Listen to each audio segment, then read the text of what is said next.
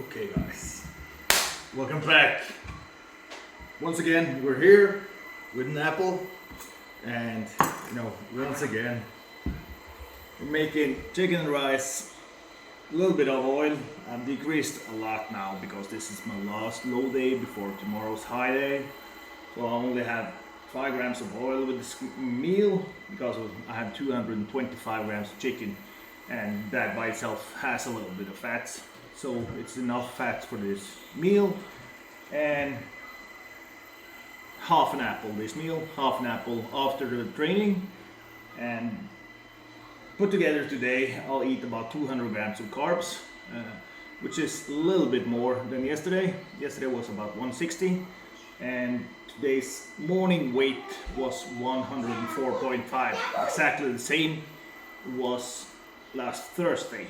But then I had a high day and ate myself to oblivion. Really, I ate myself up like 4 kilos, which ain't good, but I'm holding a ton of water. So as soon as I put in carbs, I hold water, and because of the way I do diet, do 2 moderate days after that high day, and that makes it stick a little bit harder than it used to, because if you just do one high day then a low day, kind of gets off very quickly, and that's also something I don't want because of my output is being so high. My training is still in focus, and with everything going on strongman wise and things like that, I want to have performance still in the gym. So we're 4 weeks and 4 days out, showing you how I'm looking, and I'm pleased, being 2.5 kilo over,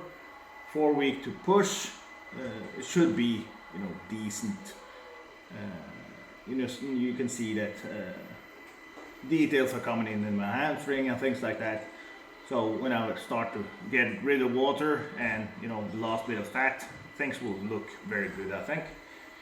Today we're training back, and I'll show you some thing when it comes to back training once again, because I still think that it's a lot of things that you neglect when you train back. It's pointers every day to make it a good back workout. So we're gonna take a look at how I'm going through small things in my head to keep my workout as good as possible, and bring out a more detailed back and a bigger back and a thicker back. Because if you have a wide back, you most likely don't have a thick back, and if you have a detailed back, you probably don't have a wide back, and it's mostly due to training. Of course, there is other aspect to it, but we ain't gonna get into that right now. I'm gonna eat, show you training, and a little bit of more eating today. Then hopefully I have a high day tomorrow, because tomorrow we have a birthday here, and that's gonna be great if I can at least smell the cake. So see you at the gym.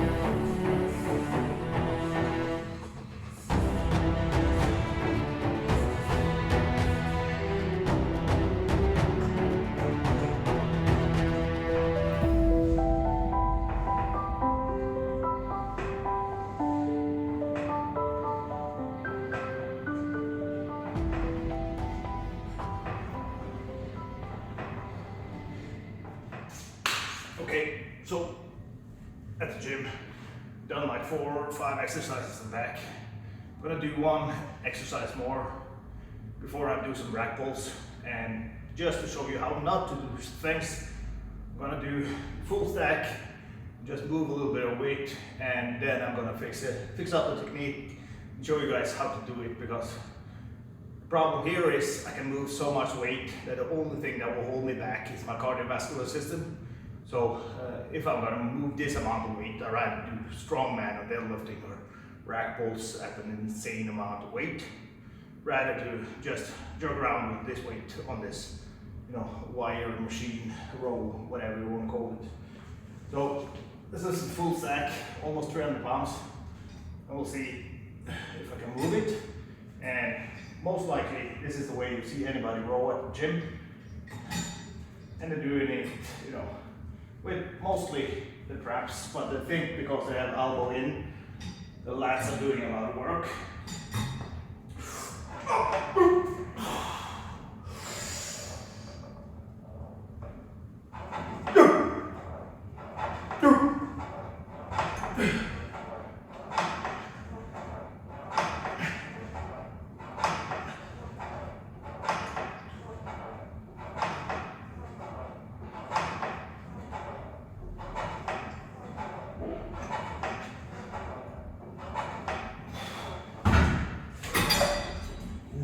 Heavy, but you know, like I said, a breath is what holds me back.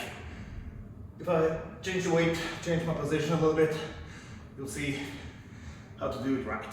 So, caught my breath and went down to 50 kilos now. Gonna sit in a position where my shoulders in front of my hips, pull with my elbows and overextend my chest.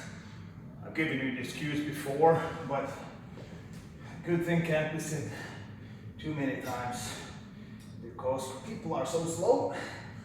Keep repeating it. So, like I said, 50 kilos compared to 130 kilos. The work is a lot different, but the muscle will work in a whole different way. It will hit your back, all over your back, not just your hips and your traps.